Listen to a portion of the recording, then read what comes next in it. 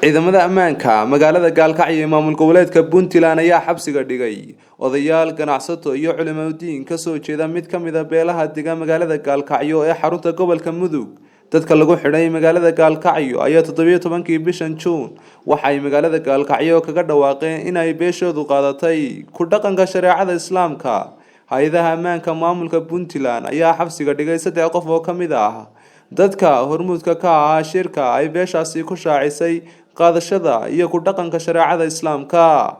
Xubnaha xabsiga la dhigay ayaa kala ah ganacsade Maxamed Yaasiin Caabi, Nabadoon Deeq Cabdi Cabdulle iyo Sheekh Saciid Cabdiraxmaan Maxamed oo ka mid ahaa imaamyada caanka ee mid ka mid ah masaajidda ku yaala magaalada Gaalkacyo ee xarunta gobolka Mudug. Ciidanka amniga dowlad goboleedka Puntland ayaa xubnaha si wareejiyay xabsiga ciidamada Puntland ay ku leeyihiin magaalada Boosaaso ee xarunta gobolka Bari. Puntland wali si rasmi ah ugama hadlin xariga loo geystay culimada ganacsatada iyo waxgaradka laga xidhay magaalada Gaalkacyo ee xarunta gobolka Mudug. Abubakar Farxaan Cabdi Rooble Abubakar Abka wararka Raya TV.